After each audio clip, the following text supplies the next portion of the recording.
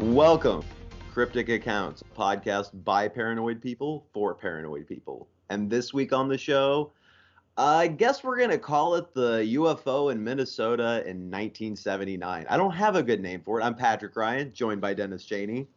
What a great title, Patrick. It's Dude, nice to be back with you. I couldn't come up with a good title. Like, you'll see, like, maybe we'll figure out something as we go through it. But I really didn't have a snazzy title for this one. That's okay. It's the thought that counts.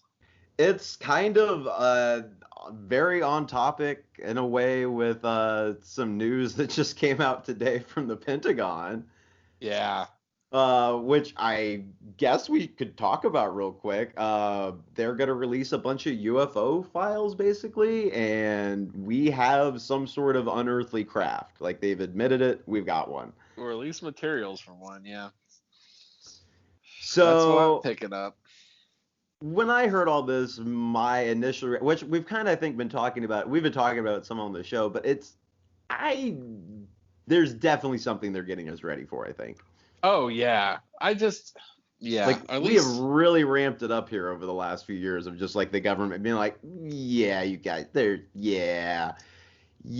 that stuff's true. We went from pretty much zero to, like, here's a videotape of one.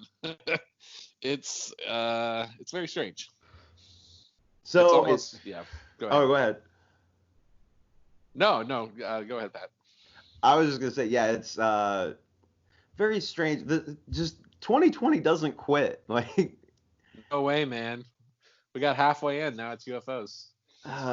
Man, we're only halfway in. Yep, just a little bit over. It's yeah, they're gonna land. We're gonna end this New Year's Eve is gonna be a UFO landing in Times Square, man. Something. That's my prediction. Something crazy is gonna happen. Either that or something, like you said, is out of their control, and they're like, let's just go ahead and get ahead of this. Yeah, that was a thought I'd had when we were talking earlier about this. Is like, there's something getting ready to happen that there's no way they can mask, and they've just got to get out in front of it at this point and prepare us the best we can. Is kind of what I think. Yeah, I agree. I think that's the most logical explanation. Either that or Tom DeLonge's won. Whatever he did. That's true, too. He's won. Maybe they've just gotten enough pressure that now they're finally going to talk about it. It's just hard to believe, though. It really is. It really is. Which is making us seem less and less paranoid by the week, I feel like. Oh, yeah. Yeah, this is a great year to be a conspiracy theorist, man. Like, this isn't really paranoia anymore. This is just life. And they're going to have so many other, as we've said before in the show, they're going to have so many other questions to answer. Because if you come out and say, oh, yeah, we were lying when we said those UFOs weren't real, like, what's that say about abductions? You know what I mean? Like, yeah. That calls everything from the last 75 years into question. Oh, yeah, everything's on the table at that point. Yeah. So I don't think 2020's done. I think it's just bigger and stranger things are coming. Yep, that's a good way to put it. So I guess before I get into this episode, I should say this is going to be a very visual episode. It's going to work for the podcast if you're listening on iTunes or Spotify or whatever. Like, we're going to be talking everything through, but just there was so many photos from what I'm going to talk about. The Facebook and YouTube video are going to be a lot of fun too. So we're going to play around with that a little bit. And how I got into this week's research is I have been plowing through Fargo on FX, and I love that show. I know you've watched the first season, Dennis. Yeah, I loved the first season. First season was amazing, and something that happened in the second season of Fargo is kind of what spun me down this rabbit hole. So I'm going to talk about season 2 of Fargo a little bit to kind of set this up. Not crazy spoilers in any way, just kind of some mentions of stuff that happened. So if you haven't seen it, I'm sorry.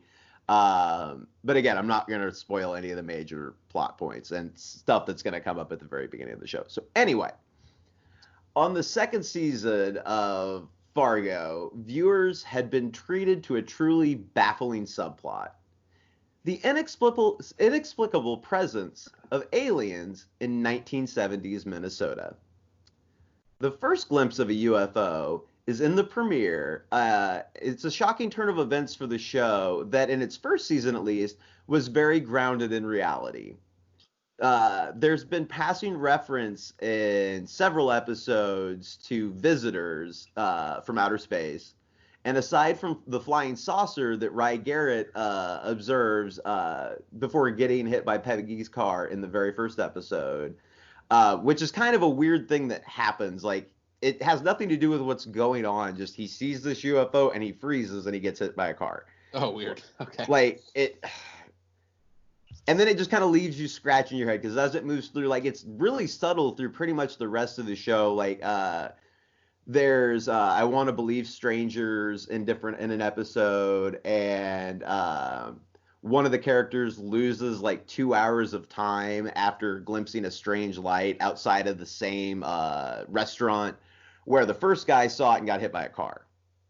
Interesting. Okay. So I'm like, what is going on here? So showrunner Noah Hawley might have included Rye's encounter with extraterrestrial visitors as a nod to a real UFO sighting that took place in Minnesota in 1979, which is when the show is set and where it's set. That one actually involves a Minnesota sheriff claim, though. And of course, Rye, the character from the show, isn't a deputy, but many of the other details appear to match up, including the location, which was near Minnesota's border with North Dakota, the timing, late at night, and the sighting, strange lights, and the time loss, which another character later experiences in a different episode when he sees light. So maybe this whole strange subplot is merely Hawley's way of faithfully adapting his setting and time period. Also, though, okay, so the show's, again, set in the late 70s, which is when Reagan's coming on the scene. And in a reference to Reagan, so, okay, on September 21st, 1987, Ronald Reagan, I don't know if you know about this, Dennis, delivered a truly bizarre speech. This isn't in the show, but he gave this speech to the United Nations General Assembly. And here's like just a little bit of an excerpt. He says, quote, "Perhaps we need some outside universal threat. I occasionally think how quickly our differences worldwide would vanish if we were facing an alien threat from outside this world." Oh, yeah, that's very famous. Yeah. Yep. So it's definitely one of the stranger things the president has ever said. It is a very weird thing to say. Like, hey guys, I feel like we would get along a lot better as a human race if we had some aliens attacking us. Don't you guys feel like we would get along better? Yeah, that's what I always hope for. Just more alien attacks. If our planet had like a humongous threat looming over it, we would band together a little bit more. And it makes sense logically. It's just kind of a weird thing to say. It is a really weird thing to say. So in the show, Reagan he shows up in season 2. He's making a tour as a presidential hopeful. And so maybe the inclusion of the UFO is a nod by Hawley towards Reagan's wish for an otherworldly threat that would cause all humans to put aside their petty squabbles. Then again, maybe aliens are just a metaphor for the aura of unease that was settling over the country in the 1970s. Following the disillusionment of the Vietnam War and the scandal of Watergate and Nixon's resignation, the American people were adopting a sense of paranoia and a fondness for conspiracy theories, unprecedented in American history. Oh, yeah, and nobody trusted their government anymore. Exactly. I mean, there also, was UFOs are real. Yes, we know this. I'm just making some arguments for the show's plot. So, an obsession with ETs was one of the byproducts of that massive cultural shift. Quote, "For me, it ties into the narrative that in the 70s, everything became like black is white and the sky is brown. That's the mindset," said Hawley when he was interviewed by Variety. He goes on to say, "What do they say in A Serious Man? Except the mystery," he said, referencing yet another Coen Brothers movie. "It's not in there accidentally. Let's put it oh, wow. Let's put it that way. We'll see what it adds up to." Ugh. Okay. So Or perhaps our quest for a deeper meaning behind the lights in the sky is no more meaningful than the American public's leaning towards conspiracy theories during that time period. Perhaps Hawley is purposefully instilling in his own viewers the same sense of paranoia that existed amongst the public back in the 70s, which I don't agree with because, again, we know there's UFOs. Also, UFOs and art is really interesting. I mean, it could be both. Yeah. You know, it's always aliens always kind of represent something about us in movies as well as something about them. You know. Well, and So that last view is coming from Jeffrey Donovan, who's one of the stars in the show when he was interviewed by Vanity Fair.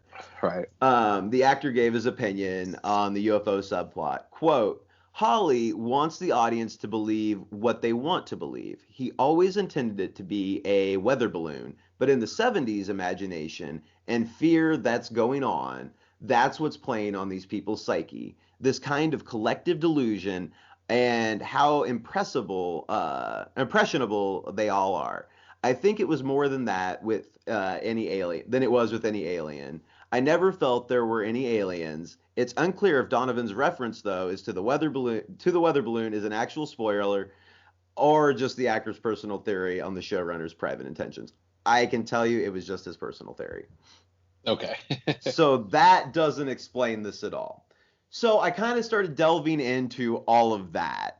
And again, that's pretty much the wall I came to is nobody really gives a definitive answer. So I started hunting around in that time period in 1979 in that area for UFO instances. And I came up with a very, very, very well documented incident that happened in 1979. Oh, interesting. Okay. So, here's what actually happened. On August 27th, 1979, and again, this is what we believe the whole Fargo thing, this is kind of where they're getting their insights from. Um, Deputy Sheriff Val Johnson of Marshall County was on duty that night, driving not far from the North Dakota border, when at around 1:40 a.m., he saw a light through his window, or through his side window of his car. It was obviously not on the road and looked too glaring to be a car headlight. He first thought it might be a small plane on or very near the ground. He turned left on another road to try to get closer to the light to identify it. Suddenly, the light moved towards him, traveling so fast that it almost instantaneously was upon his car, covering an estimated mile and a half. Oh, that's terrifying. I have a lot of dreams like that where I see something and then it starts coming at me as far as like lights, or you can tell that it knows you're watching it. That's in Yeah. a lot of stories. But yeah, there seems to be, and we've kind of touched on it a little bit with different stuff in previous episodes, but there seems to be a definite psyche side to all of this. Oh yeah, yeah. Which I mean, if they were just aliens cruising about, I mean, how would they know he was paying attention to them? You know what I mean? It's just like they knew he was watching just because he was watching. He wasn't like shining a Well, he spotlight did or turn his car towards them. Like he was yeah. up on the intersection, and we'll get into it a little bit later. I have a map and everything that kind of shows where he was coming from, where this Okay. light appeared. We'll get to that in a little bit. So it flies up on him. Johnson was immediately blinded by the brilliance of the light and heard glass breaking. Then he lost consciousness. Oh, weird. The glass breaking part. So when he returned to consciousness, the car was stalled and had skidded across the highway. He felt sluggish and shaky. He radioed headquarters at 2:19 a.m., so 39 minutes later from when he originally saw this. So he radios in to request assistance. Soon, another deputy arrived who called an ambulance. The doctor who examined Johnson found him to be in a mild state of shock. His eyes were irritated as if Johnson had suffered mild welder's burn, Oh wow. which is when your eyes are exposed to a welding torch and it like kind of temporarily it can cause blindness and whatnot. So this was no plane. No, this was an extremely bright light. So it was so bright he couldn't stand to be exposed to it. The patrol car had very peculiar damage as well. The inside headlights, and this is where we're going to start getting into pictures, Dennis. So the inside headlights on the driver's side was smashed, not the one to its immediate. If you're looking at it in the picture, it's to the right. The outside headlight, Yeah. like what would be the bright beam is shattered. The low beam is still intact, no damage whatsoever. And there looks to be no real other damage at all, not to the hood or We'll the. get to a Yeah, little bit okay. of that. There is a little bit. So there was a flat bottom circular dent on the left side of the front hood, about a half an inch in diameter, close to the windshield. There was also a small dent in the bumper, and you can see this. And so one of the reports that we're going to look at is from ufology research of Manitoba, and you can see one of the pictures from their official report showing damage to the bumper, the damage to the headlight, Oh, I as see. as well as this like small dent in the hood. And we'll scroll down and you'll be able to see the actual whole hood of the car. So there was a crack in the windshield on the driver's side that ran from top to bottom with 4 apparent impact spots. Also, and this is just kind of a weird note, the electric clock in the car was running 14 minutes slow afterwards, as Whoa. well as well as was Johnson's wristwatch. Oh, wow. Okay, Exactly 14 minutes, both of them. dude. So you can explain one, I guess, kind of as some kind of vehicle malfunction or a battery problem, but how do you explain the wristwatch with it? Yeah, I mean, I guess if I was being super duper skeptical, like maybe one of them was already off and he had set the other one to match it that day and he didn't realize both of them were off until he got back to the station. I don't know. I don't know, especially with them being police officers, they're radioing stuff in. Right. They're going to document stuff by time pretty regularly, I think. I don't know. That is a valid argument though. That I yes, think this maybe one I clock think is the off, you reset the other one off of it. I think this the pattern is very strange. It's like some sort of weapon was aimed at that front tail light and then just in a direct line up to the window right in front of him. Basically. It's You're like also it was going to find aiming some projectile at him. you're also going to find as we go into this, there's a whole bunch of different people that like did some solid research on this and were there, firsthand accounts, talked to everybody, studied everything. I think if it would have been something as simple as he changed, you know what I mean? I think that would have come to light if he had Right. changed the clock. At some point, that would have come up. Because Yeah. you'll find that as we go through his report and him talking about it, he doesn't seem to be embellishing or blowing anything out of proportion. I don't know. You'll see.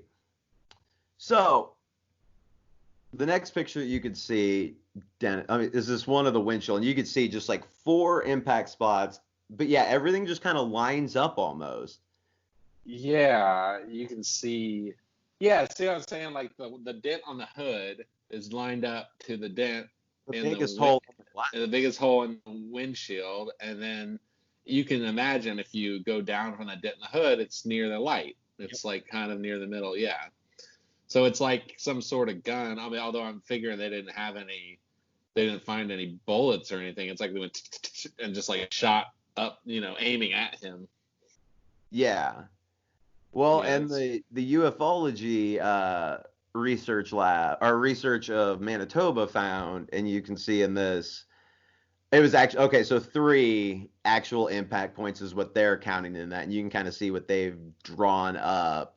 That it's kind of a teardrop shape, and you're gonna see once we go through the rest of the car, like it's all kind of lined up in this weird way, yeah, it's like a triangle. That's weird. like something streaking out across it. So we've got, I mean, the dent It's a light weapon, man. It's some sort of like laser or something.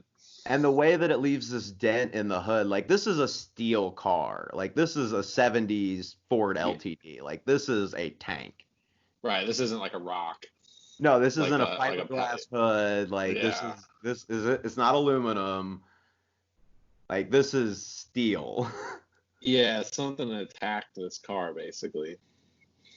So as we move back on the car, the shaft of the roof antenna was bent over at a 60-degree angle, starting about 6 inches above the base. And you can see it just looks weird the way this thing's like Oh, perfectly bent that back. is weird. Yeah. And it also got the trunk antenna and bent the very top of it at like a 90-degree angle. Or Oh, weird. Okay, yeah, I'm looking at that. And I'm guessing this all kind of lines up. Like you can see that back one is behind the second light on the driver's side prior to like the main police light. It's like this. It's like some sort of energy, like beam hit this car at well, and like a as certain angle. in the next picture, you can actually see from the back, you can see what's happening to both the antennas. The one on the roof of the car that was bent at the 60-degree angle kind of goes off to the left a little bit when you're looking at the car from the back towards the driver's side. And then you can Right. see that trunk antenna, like you can't even really see it's bent in that picture because it's so little at the very top of it. Also, fun side note, the antenna on the front of the car, like the actual radio antenna, undamaged, unbent, didn't look like anything happened to it. Okay. And You know, that the is main thing. Oh, go ahead. oh, that's just on the front. That's just on the front hood. It's essentially all the damage occurred on the left side or the driver's side of the car. Yeah, that's what it looks like. It looks like not only that, but it looks like it. Yeah, it looks like it hit at a certain angle that went across the car. And really, again, the weirdest thing to me is how little damage there is. You know what I'm saying? Like Yeah. if a bullet or a big rock flew up and like hit those antennas, like there's not a scratch Yeah. anywhere near them. You know, there's that dent on the hood, but it doesn't look like anything pierced it, or it's just like some very fine kind of projectile or something went through the car. That's why I say it's almost like some kind of energy light weapon or something like that. Yeah. And you can see on one of the lights, like one of the red lights on the top of the car, it's got some like scratching on it, basically. Like it's circled in the picture, but you can't hardly even see the damage that they're pointing out in it. Right. I see what you're saying. Huh. So after all this happens, again, another sheriff shows up, and we're gonna get into all those accounts and everything. But all these investigations immediately started occurring after he went to the hospital, tells everybody what happened. Like this is a good cop. Like he had a good. Like, he didn't have any weird record about him or anything. Um, like no, like this guy talks about UFOs a lot. There's no account of anything like that to where Right. he would have had any reason to have embellished any of this. From everything I could find about him, there wasn't anything about him having any kind of abnormality to his service or whatever. Wow. So investigations occurred immediately by both the sheriff's department and from the Center for UFO Studies, as well as the UFO. Actually, like there's, I think, ends up being 2 or 3 different like UFO research groups that actually come out and end up studying all this. Okay. So the police determined that Johnson's car traveled about 950 feet after the first damage occurred. What? Yeah. So it hits him. He keeps going another 950 feet, and he's blacked out for this. Oh wow. Okay, that's Yeah, remember that. He blacked out. He goes unconscious. As soon as the light gets to him, he blacks out. Dude, that light damaged his car, man. So, yeah, I mean, yeah, something did. No cause could be found for the event, including a collision with another vehicle or a low-flying plane, a hoax on the part of Johnson, or anything else. And that's from the sheriff's department's investigation. Right. I mean, that's the weirdest part of this is it's such precise damage to random areas, but I mean the car is gleaming. The rest of the car, you know what I mean? Like if a plane flew over low, like it would jack up all those lights. So, yeah, Well, and this really is out in weird. the middle of nowhere too. Like I don't know if I've noted that. Like this is not in town. I don't know if anybody's unaware of most of Minnesota and the north up there in North Dakota and stuff.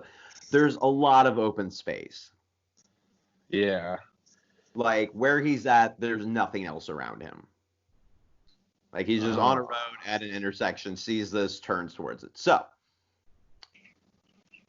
okay, so in addition to the sheriff's department and the UFO center's studies, experts from Ford Motors came out because they made the car. It was actually a 1977 Ford LTD, and a team of engineers from Honeywell also examined various portions of the damage. Now that tells you the government, like the government was involved. Yep. Honeywell makes nuclear weapons, man. Yep. What are they doing examining some sheriff's Ford LTD? Yep. In Minnesota. Yeah, there's no reason for them to get involved in this unless like the FBI tells them to. Yep. That's kind of or really the Department of Defense is who it would be. Because that's who they contract with. Yeah.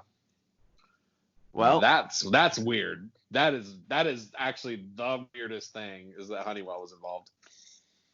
Well, you got to figure somebody from the government called Ford too and was like, "Hey, man, come look at you guys' car." Like, right. Even with Ford, it'd be like, well, maybe there's a warranty or something like that. But like, what in the world is a Department of Defense contractor doing checking out a car? Yep. That is weird.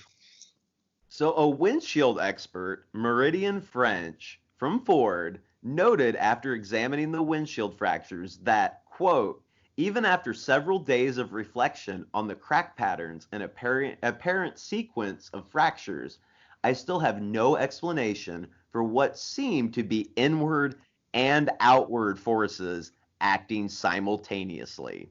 Oh, it's just an advanced weapon, man. This is so exciting. And kind of scary.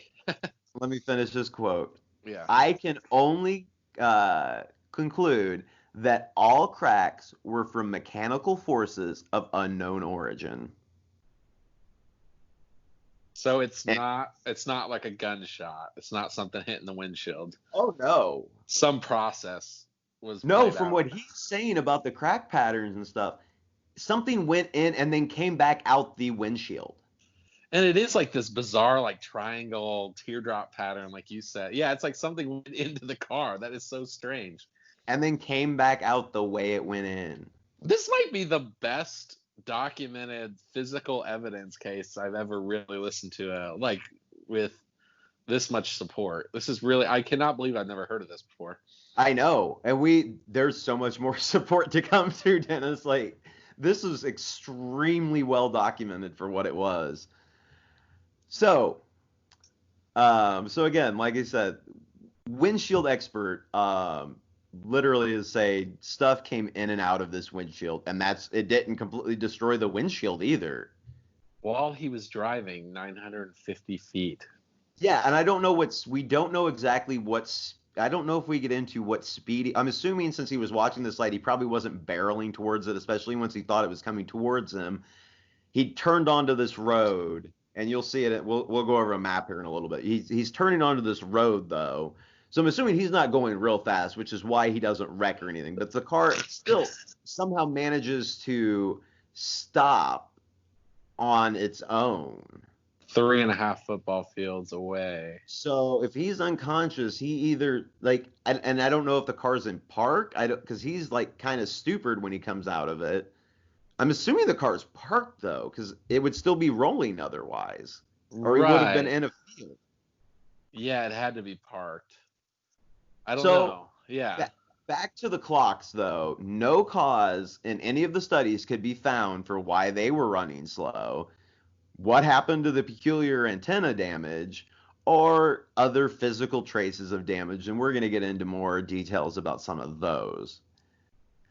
Fortunately, Johnson's eyes did heal quickly, and he suffered no lasting effect from the close encounter. So, I want to get into what Sheriff Val Johnson, or Deputy Val Johnson, actually said about this. So this quote is directly from him, I'm assuming in his report. So this is Deputy Sheriff Val Johnson. I report in connection with an incident which happened on August 27, 1979 at approximately 1:40 a.m. western section of Marshall County, approximately 10 miles west of Stephen, Minnesota. This officer was on routine patrol westbound down Marshall County Road number 5. I got to the intersection of number 5 and Minnesota State 220. When I looked down South 220 to check for traffic, I noticed a very bright, brilliant light, 8 to 12 inches in diameter, 3 to 4 feet off the ground. Oh, it was low. Okay, I thought it was up in the air. No, Okay, no, no. this That's makes what I sense. was saying. He thought it was a plane really, really low to the ground.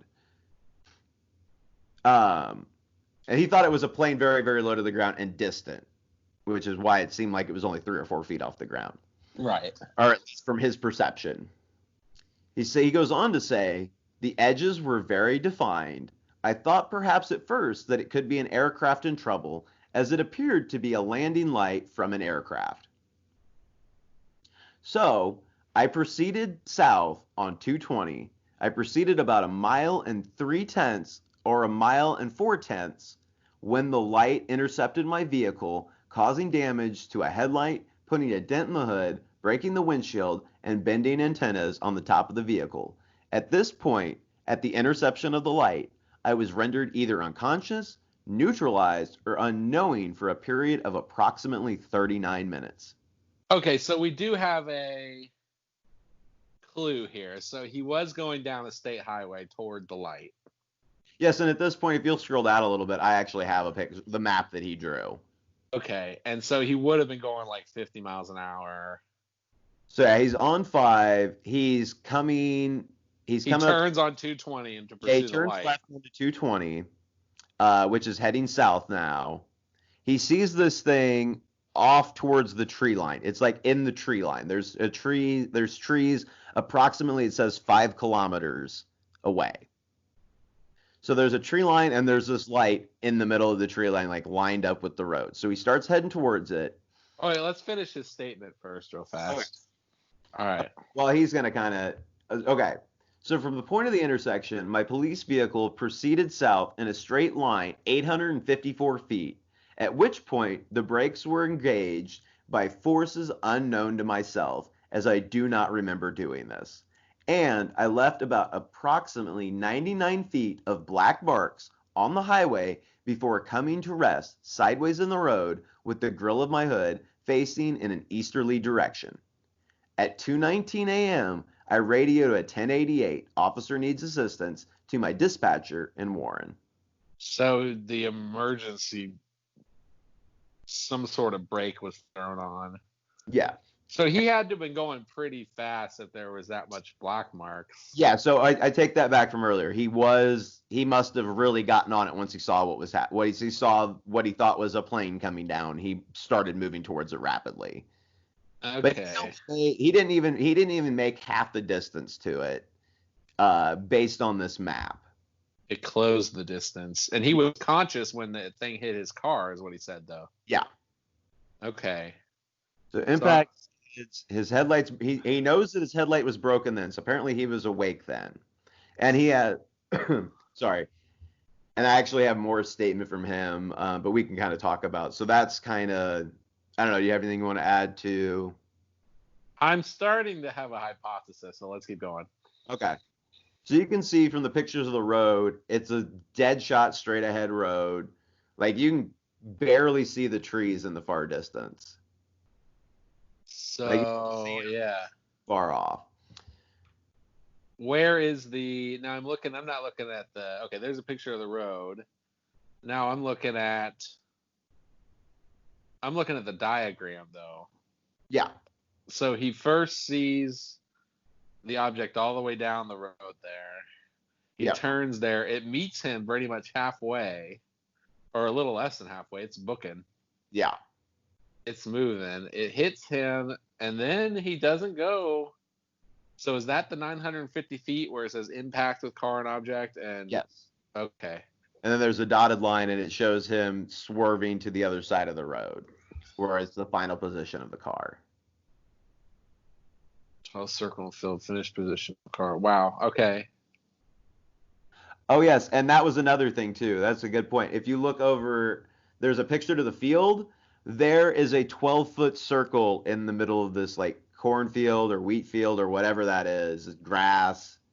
It's brown grass, and then there's a dark circle off into it, and that's a 12-foot circle in the field. Is it symmetrical? I don't know if anybody actually goes on to talk about how symmetrical it is. I just know that his drawing here is describing it as a 12-foot circle. I don't see it in the drawing. It's on right next to the point of impact. It's in his notes right there. Headlight broken. Impact the car and object. Huh, I'm just not seeing it for some reason. Oh, there it is. 12 foot. Oh, wow. So it's. Oh, wow. It's right near where his car stopped. Yes. It's like something landed. Oh, wow. Okay. Yes. Oh, That. it's like it grabbed him. It's like it grabbed his car, threw it into. It's like it's coming to meet him when they collide. When him and the light collides, it grabs his car, puts his car into shift, and the brakes applied, and then when it stopped, it's like the thing landed right next to his car. That Yep. is weird, man. Okay. Yep. Man, this is extremely well documented. That's what I mean. Like, just the detail in this map alone. And again, this is a veteran deputy. These are all veteran officers involved in this. Like, this is, and you can't really get any more official than this, short No. of a higher level of government, I guess, saying it. But it's still, why would they make any of this up? Also, there's so much documentation, picture-wise, of everything that happened. So, back to our deputy's story and what he's saying about it. So, to continue his quote, he'd radio into dispatch, and the dispatcher dispatched an officer from Stephen who came out, ascertained the situation as best he could, called for the Stephen ambulance to transport me to Warren Hospital for further tests, x-rays, and observation. At the time the officer arrived, I complained about having very sore eyes. At Warren Hospital, it was diagnosed that I had a mild case of welder's burn to my eyes. My eyes were treated with some salve and adhesive bandages put over and instructed to keep them on for the remainder of the day, or approximately 24 hours. At 11 a.m., Sheriff Dennis Brecky, my employer, picked me up at my residence in Oslo and transported me to the eye doctor. I think that's an eye doctor in Grand Forks, North Dakota. That's an ophthalmologist. I don't know why that word messed me up there. So intimidating. I just hear it. You don't ever look at it. That's an intimidating word. Uh, he examined my eyes and said I had some irritation to the inner portion of the eye, which could have been caused by seeing a bright light after dark. That is all I have to add, except to say that my timepiece in the police vehicle and my mechanical wristwatch were both lacking 14 minutes of time to the minute. Huh. And this case has been documented in the UFO Encyclopedia. There's been so many people that have done different things about this. So I want to get into some of the even weirder angles on some of the pictures I've already showed you, Dennis. Okay. So the next picture we have, you'll see the orange hood with the little dent again. Then right next to it, you're gonna see, I believe it's ultraviolet that they're using. This picks up like burn marks. Do you see all the little bright scratches? Those are burn marks. Huh. So next, and this one's even worse. I have the picture of the roof again with the bent antenna. Now, look at the next one under the special light. Those are all burn marks all over that car, all over all the lights on top. It doesn't affect the paint at all. Nope, but it burnt everything. It was like radioactive or something? That is so It's weird. some weird like burn residue though. Whoa, okay. Also, for our next one, and this is more focused in, there was that picture where I was showing you what I thought was a just very light damage to the police light on top. If you look under the, again, I think it's UV light. You'll see all the burn marks and weird burn and like incisions which just look like yellow scratches in the normal picture, but on here show up as a burn also. Well, it looks to me, and I'm no expert, but it looks like the burns are to the electrical equipment.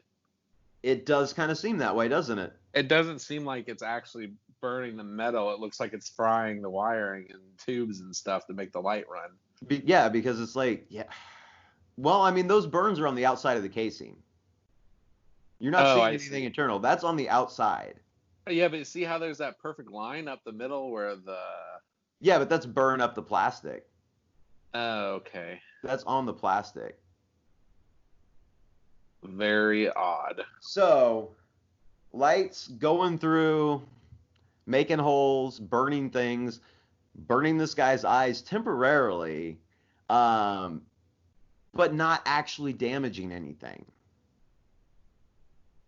Huh. And again, this 12-foot circle in the field right next to where his car stops. Like something has like pushed down the grass right there. Where did these infrared pictures come from? Or not That infrared. What are they? I They're I was gonna say they're UV. I feel like I'm probably gonna cover it in some of my later notes, and I forgot to put that in there. But I think it was UV. okay. Okay. Interesting. So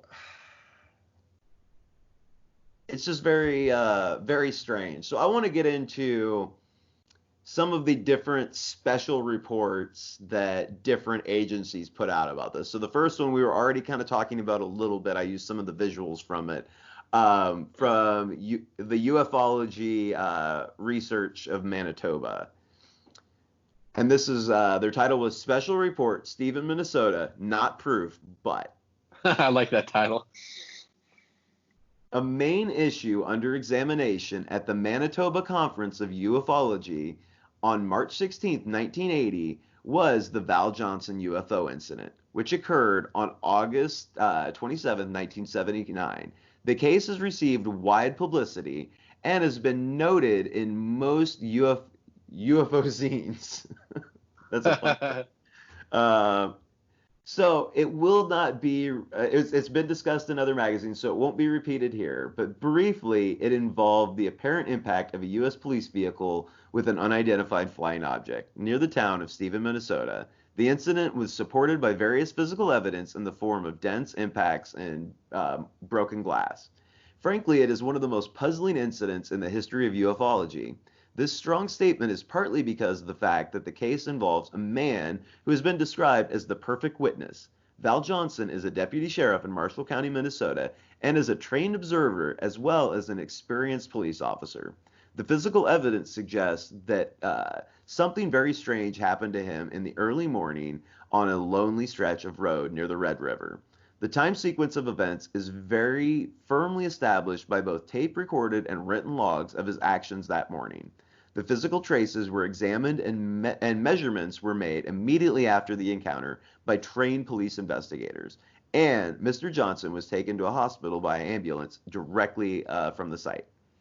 At MCU, the case was discussed and reviewed in detail by all participants, as presented by guests Val Johnson, Everett Doolittle, and Greg Winskowski. Doolittle was the first individual to reach the site after Johnson radioed for help, and Winkowski conducted the initial police investigation. Many fascinating points were noted, as given in the following paragraphs. So, the physiological evidence. When Val Johnson was found by Everett Doolittle, he was slumped forward over the steering wheel and in mild shock. A bruise later appeared on Johnson's forehead, presumably caused by impact with the steering wheel. He was dazed and said that everything was in slow motion. He had an intense pain, which he described as excruciating, in his eyes. And having done some welding in his career, knew what welder's burn was like and compared his pain to this. Quote, "It was as if someone had hit me in the face with a 400-pound pillow," which is a really weird way to describe it. Yeah. I don't. Have you ever been hit in the face with a 400-pound pillow? Okay. It's like 400 pounds, but kind of soft and downy like a pillow. Kind of sounds like a steering wheel. Yeah, are an airbag, but I don't think they had airbags back then yet. They didn't have airbags No. back then yet, so there wasn't an airbag. Okay. So he said that's what he said of the sensation to his head. However, he stated repeatedly that the only pain he experienced was from his eyes. This is extremely interesting in the light of dental examinations he had 1 week previous and 1 week after his experience. At first, he had an extensive series of x-rays taken in preparation for major dental work. His bridge work, including the caps on his front teeth, were intact. At the second examination, the examining dentist found that Johnson's bridge work was broken at the gums, yet no swelling or pain was felt. Interesting. Which I don't have any bridge work, but I know people that do, and if something goes wrong, I've heard it doesn't feel good. It's And like it all happened at once or something like that. Yeah, but the fact that there's no swelling with this piece of dental work, like major dental work in the front of his mouth. Like, Was this like the fastest abduction ever? Was he abducted for like 10 minutes or something like that? I don't know. I mean, that's not it's not a bad point to bring up, Dennis. I don't know. I mean, that's so strange. It does kind of seem that way, doesn't it? Yeah. Like something happened on the side of the road very, very quickly. Yeah. They're just like, let us fix your teeth real fast. Yeah, it's like they injured him, but then they fixed him as far as pain goes so that he could just move along. Oh, weird. It's almost like if I was going to speculate that something was hoping he wouldn't really dig into this too far. Like this was somehow an accidental interaction. Yeah. They're like, let me fix that for you. Well, we got you. Yeah, we don't need you talking about this. Let's have this just be a weird thing that happened to you. You're physically fine. Your eyes hurt a little bit. You'll be all right. It's weird that they fixed the dental stuff, but the eyes still hurt. I guess some things you can't fix, I guess. Not even aliens. No. So, the physical evidence. When Everett Doolittle arrived on the scene, Val Johnson's police car was front end first in the left-hand ditch, with its rear end sticking in the left lane of the road. The impact point was determined by the location of the broken glass of the headlight on the road, 953 feet from where the car was found. From that point, quote, yaw marks, described by Doolittle as faint skid marks caused by putting a car out of gear without applying the brakes. So that would be like if you slammed a car into park.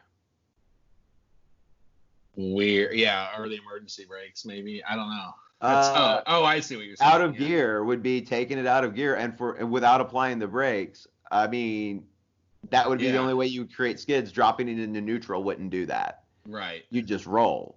So yeah, something threw it into park. So that's why it stopped. That answers the question from earlier. I wish I would have caught that to put that in there. But yeah, something not only didn't really apply the brakes from the skid marks, this other deputy is saying that this is from somebody just throwing it into park while going. Who knows how fast this guy was going. Right. Oh, weird. Okay. So it traveled in a straight line for 854 feet down the road, then became dark skid marks. So it's skidding in this like what he described as yaw marks, kind of, I'm assuming kind of skipping along almost because it's such a sudden stop. Then it becomes dark skid marks, I'm assuming as the tires grab more traction basically.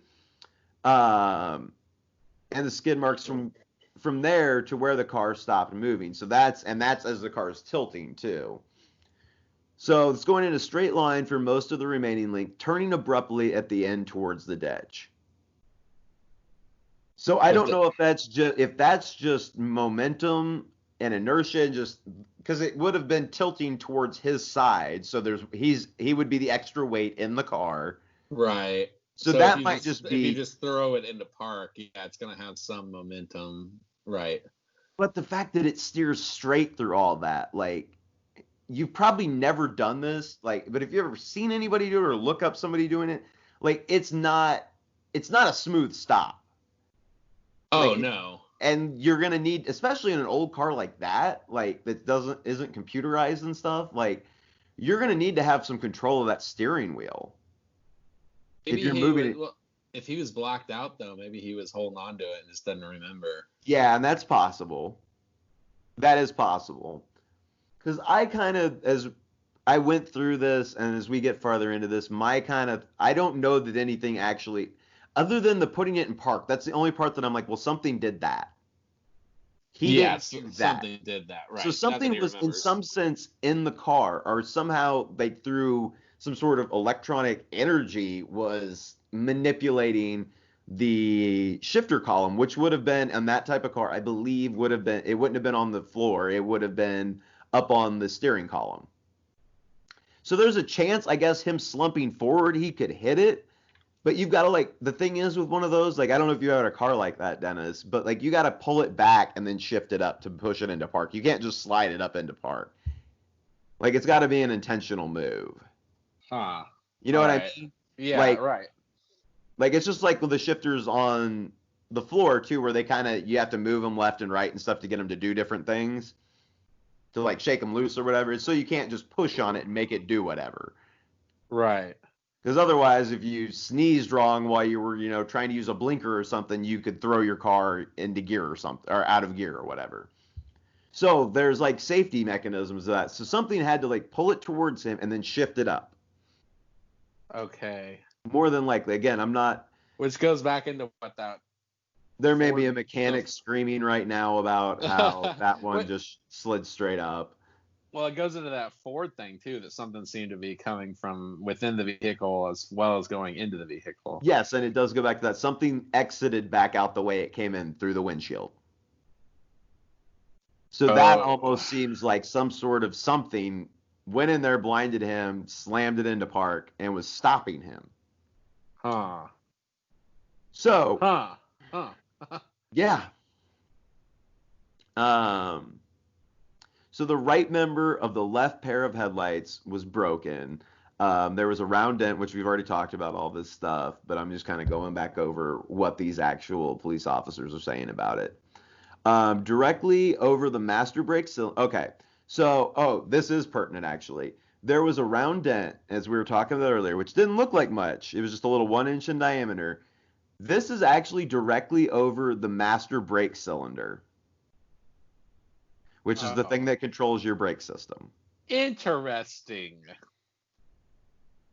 So something, it's like electrically went through his hood towards. So again, maybe that's how it comes, but still something shifted this car into park.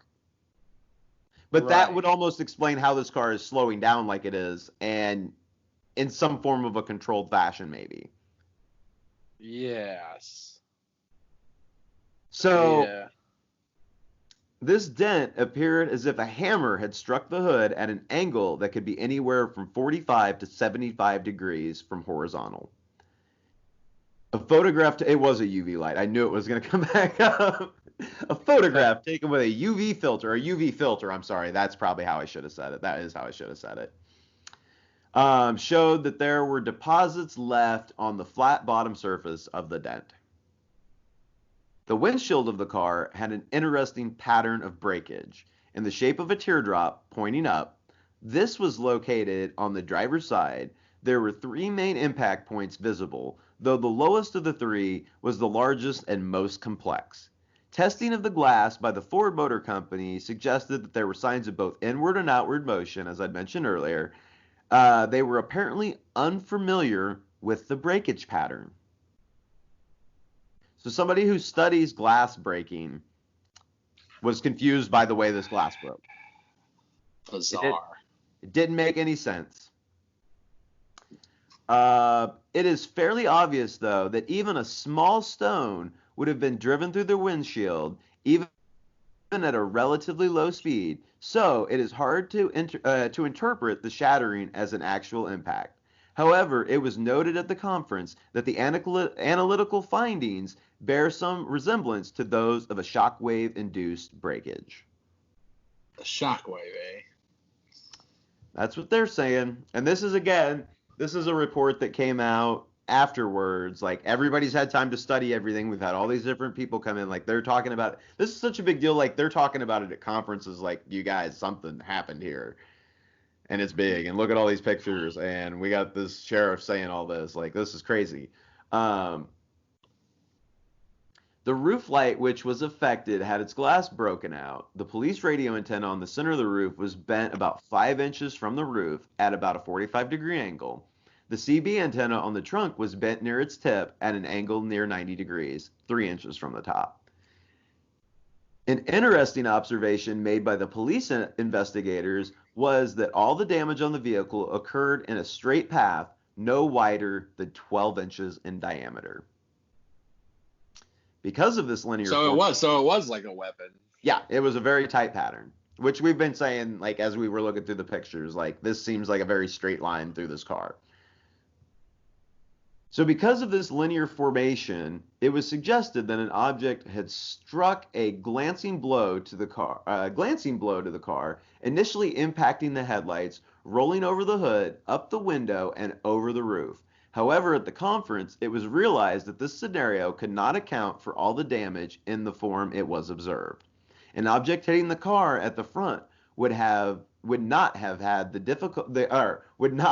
capability to redirect its force. Oh, sorry, there was a typo in that in their document. To redirect its force downward further up the hood, graze the window, and still have enough force to bend the antenna. Whew. The antennas are spring-loaded, so anything bending them would have to have been traveling extremely fast to create the shape they are in now. It was also proposed that the antenna were bent by a strong deceleration, causing them to whip forward. But the design of the antenna is such that they can withstand a strong deceleration without acute bending. Any deceleration of sufficient strength to bend them backwards as they move forward would certainly have killed the occupant. Most curiously, the insects adhered to the antennas were not wiped from the impact, as might be expected. There were still bugs on the antenna, Dennis. It was just straight up bent. Were the bugs alive? No. Oh, I guess it. Has anyone asked the bugs? Well, suddenly, yeah, the bugs were back alive. They had a lot to say about it. No, that's just, I mean, okay, so they were talking about something whipping it back and forth. So if you had insects stuck to it, if you're going to whip that back and forth, like if you ever, like, one of those old antennas, you know, they were springy. Yeah. Like they would bend, and like when you'd be going really fast on the highway, they'd bend back a little bit, but then they'd stand back up when you stop. Like they were made to do this. Like you would physically have to hold it with two hands and then bend two different ways to get a bend in one of those, and it would essentially kind of you wouldn't be able to put it back. But the odds of there's nothing that would really cause that to happen under any kind of normal driving conditions. So this is a fun note. Oh, this is one we hadn't talked about yet. The battery of the car could no longer hold a charge either. Oh, okay. It has been proposed that the headlight and the roof light were imploded by a high-energy electrical source. Ball lightning was suggested as a cause. That was my theory. I was going to wait till the end. I was like, this is ball lightning. If it's not aliens, it's ball lightning. Sorry. Well, but it could not have created the dent in the hood, nor the impacts on the window, let alone the bending of the antennas. So there's a lot of reasons why it couldn't be that. Okay. The electronic clock in the car was found to be missing 14 minutes. Strangely, Val Johnson's mechanical wristwatch was also lacking 14 minutes. This is indeed odd because both were synchronized with the clocks in the police station earlier in the night. Oh, there's the answer to my question. Yep.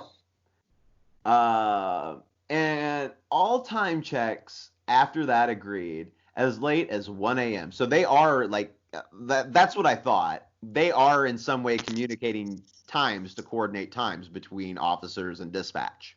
Right. And that was happening as late as 1 a.m. So within the hour, something happened to his clocks. Right. The CB radio in the car, although it was said to not have been in the best working order before the incident, was described as being even worse after it. So it did So, mess things up electronically. yeah. I wonder if that, like, let's say it wasn't ball lightning, but let's say it was like some weapon that used electricity. Would that mess up his teeth, his fillings?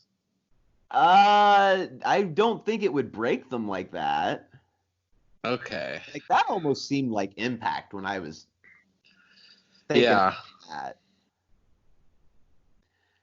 But Alan Hendry of the Center for UFO Studies sent a Gauss meter to the police investigator in order for them to test for change in the car's magnetic pattern.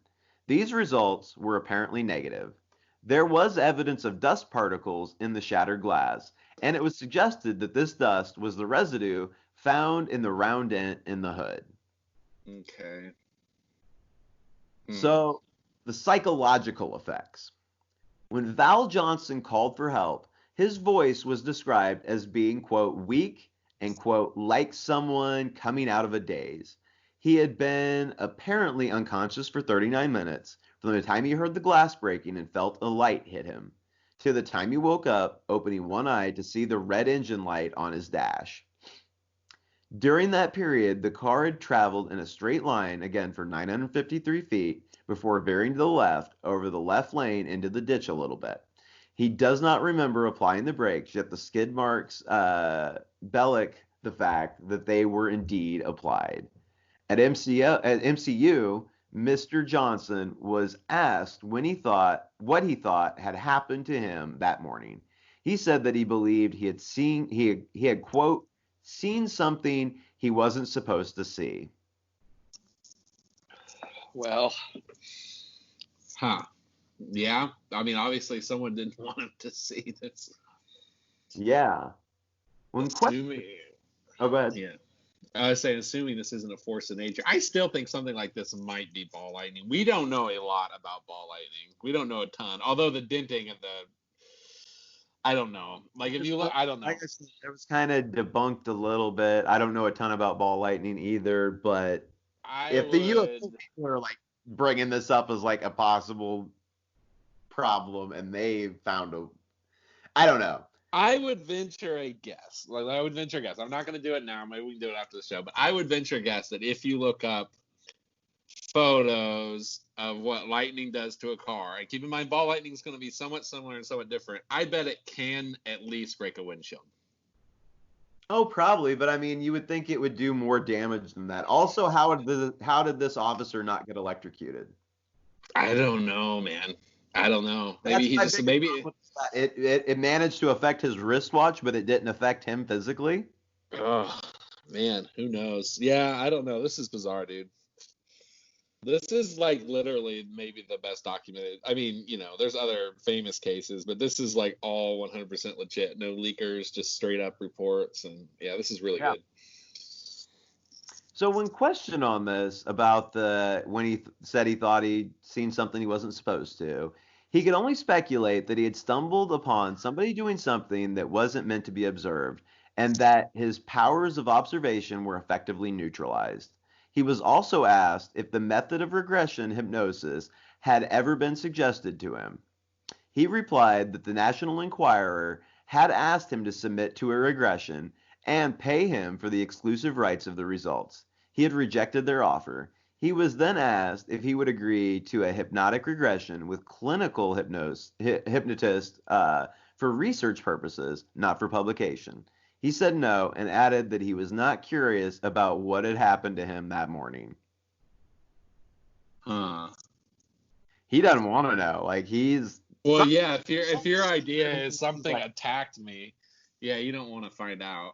Like, I don't want to remember what exactly it was. Like, I live. Like, what good is that going to do me? Something nobody can explain showed up and attacked me. Or know the thing that you're not supposed to know. Yeah, also that. Now, Everett Little, who was the deputy that arrived first, said after this that their file on the case is now closed and that their investigation is now terminated after reaching no conclusions. They stated that their investigation was over and that the matter is now in the hands of ufologists. They will not subject Johnson to either a polygraph or aggressive hypnosis, as they feel it is not necessary for their investigation. All three were asked if the Air Force, CIA, or FBI had approached them, and they all answered to the negative. Wow. Val Johnson was asked if he had since experienced any other unusual incidents, dreams, MIB, psi phenomenon, etc. He revealed a highly interesting thing. From time to time, he will find himself thinking three words, which somehow are sticking in his mind. The words stay with him, like the McDonald's commercial, and he can find no reason for thinking them at all. The three Stay words, with him? the words stay with him like a McDonald's commercial is what he said. Like the slogan from the McDonald's commercial, like it sticks with him. And he Oh. can find no reason for thinking them. And the three words are, I am committed. What? And that's what he thinks of in terms of this incident. Yep. am. That's the only, well, when they're asking him about, does he have any weird phenomena, dreams, psychic experiences of any kind, that's what he answered. Like a McDonald's commercial sticks in your head, I hear I am committed. That's bizarre. I'm trying to figure out what the heck that would mean. That's very interesting. Yeah, I don't know. You know what? What? What if that's him giving a clue that he was debriefed and he's committed not to tell anything about it? Oh, I hadn't thought of that. You know what? That would be a pretty good explanation, wouldn't it? And I'd be like, I don't know, it's really weird. I got this thing stuck in my head that I have a duty. And I'd be like, what do you mean you have a duty? Like, I don't know, just I have a duty. Yeah, that would be, I don't know. Obviously, I don't know if he's still alive. I don't know if he does interviews, but that's my paranoid brain there saying that's a little clue. Yeah. He said that if he ever saw the light again, he'd stop the car and yell for help. Whatever he saw freaked him out. I would turn around. Just go away. Oh, man. So, to end their discussion, this case was reviewed in detail and photographs of the car were examined closely. Additional evidence was brought forth and theories were presented to try and account for all the evidence. Guy Westcott, an NOAP investigator, stated that he had found a burn mark in the field beside the road. While he was examining the site, this mark, about 6 to 7 feet in diameter, had no vegetation on its surface and bore some resemblance to a fertilizer burn. Val Johnson said that a representative from the USDA, an agricultural rep, expressed a personal interest in the case and had taken infrared aerial photographs of the site. These showed that the ditches on either side of the site had different chlorophyll absorption than the surrounding fields. Okay. After much debate, it was eventually concluded by the MCU participants that the incident was inconsistent with the theory of the car having been struck by an object of some sort, including ball lightning. My theory. The idea of hits by multiple objects was considered and found marginally tenable. However, there are 39 minutes to account for, a complex sequence of impacts by several objects, or even some effects caused at a short distance by unknown individuals, can be included in the list of possibilities.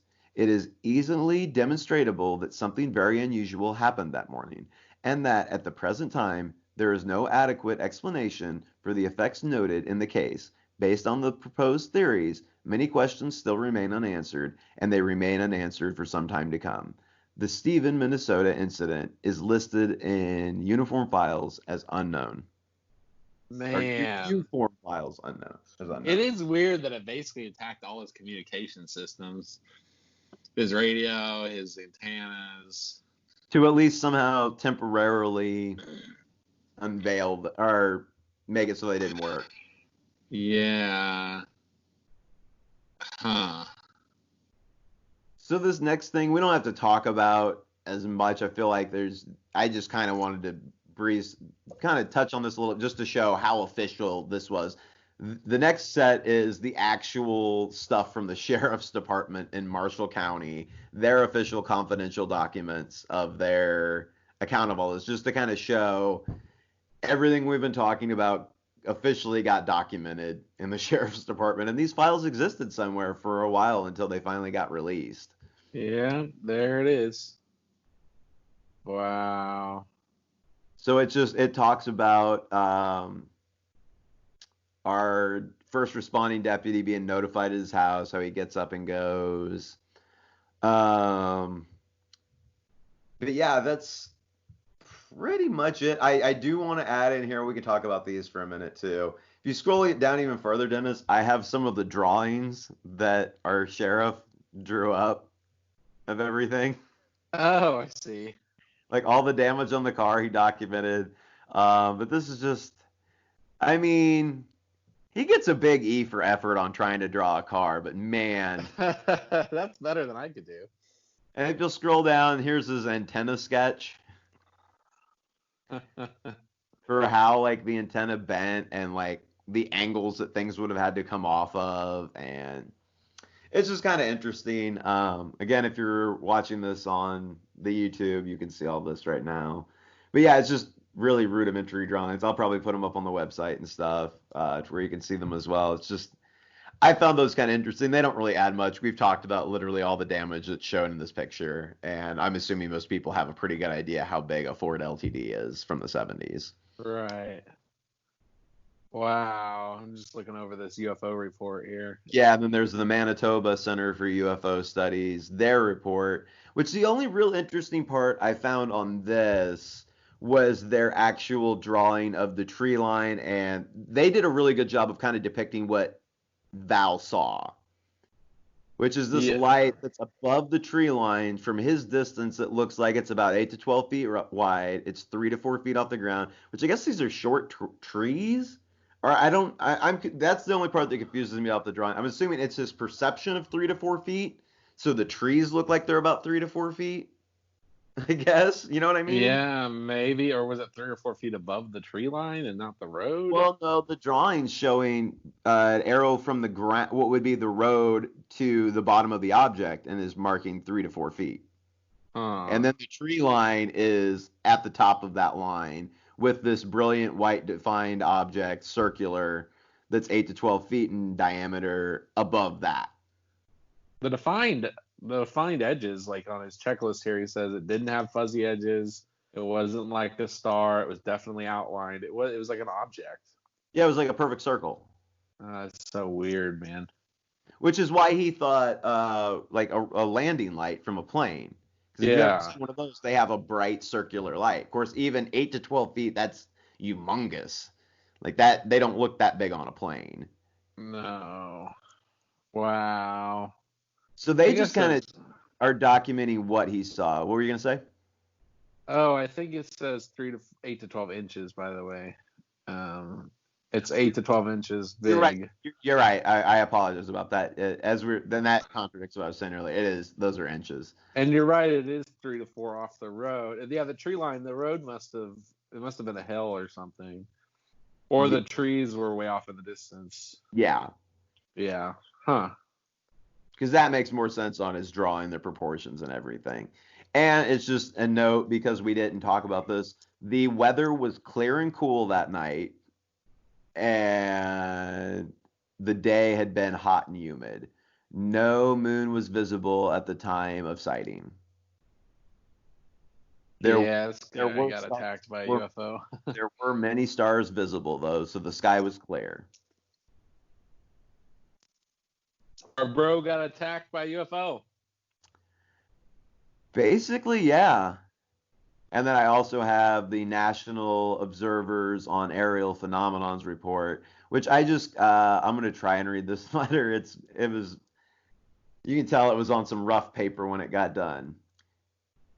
Dear Guy, many thanks for the excellent report of a very unusual phenomenon. I had read about the experience of Mr. Johnson from the local media and thought it was quite interesting to say the least. We agree with your conclusion that Officer Johnson was indeed one of these very few who have a rare experience with ball lightning science. With ball lightning.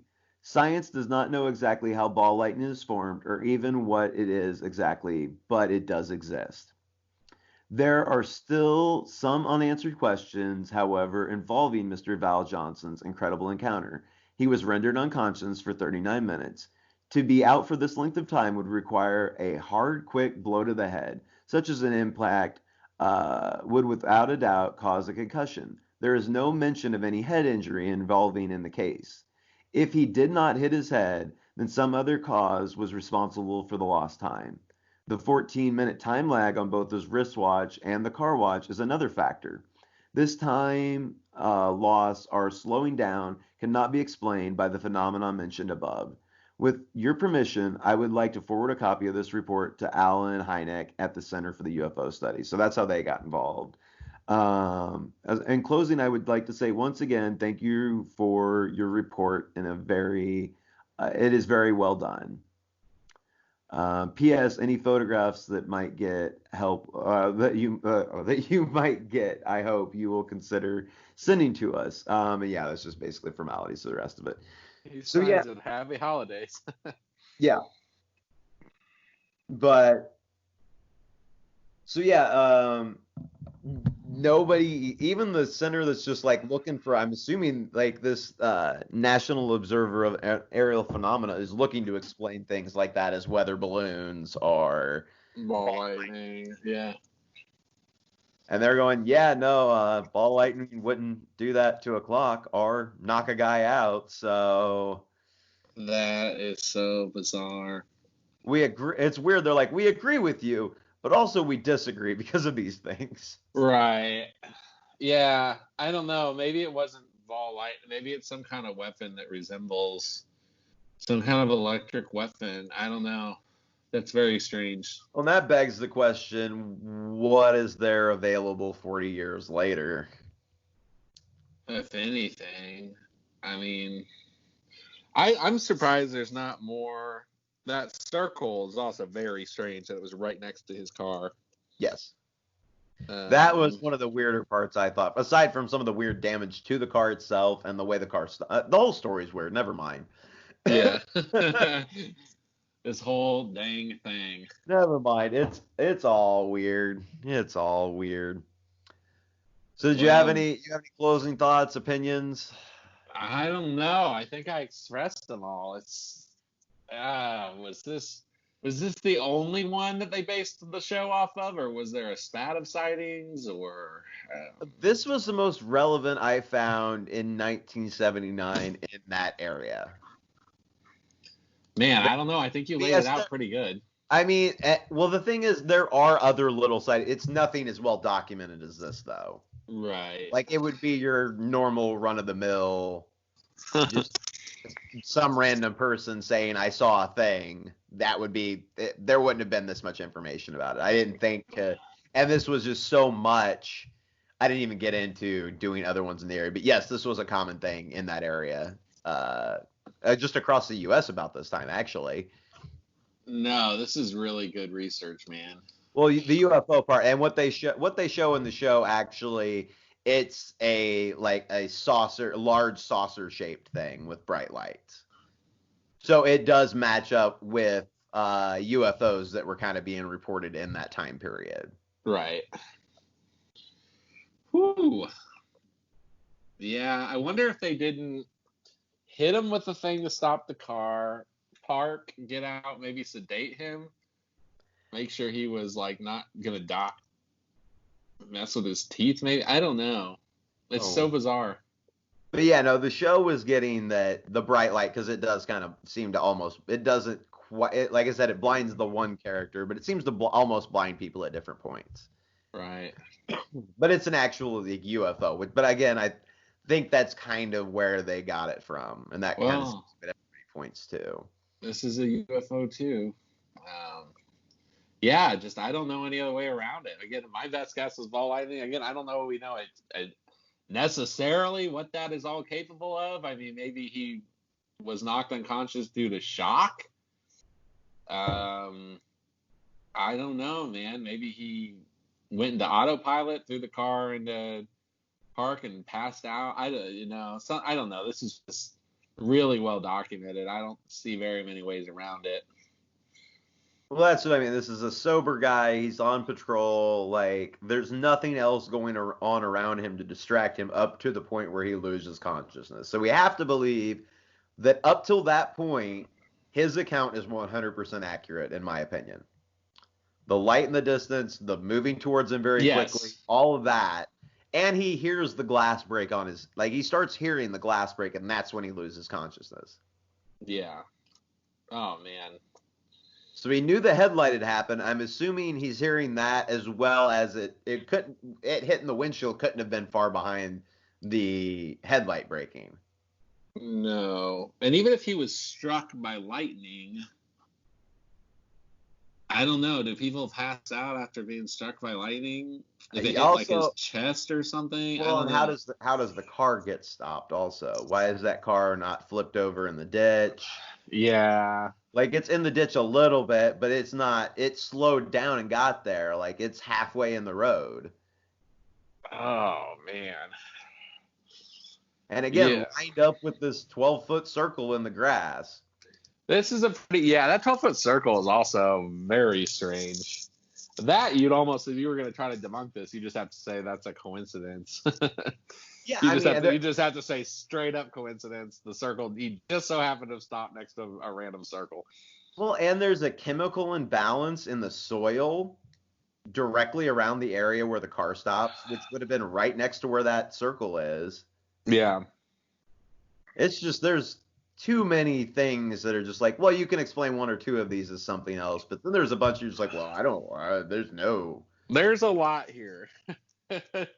And I think if anybody would have wanted to prove that this was nothing, it would have been the sheriff's department in 1979. Yeah, and it's very strange they got Honeywell involved, and yeah, let's not forget about Honeywell investigated this in 1979.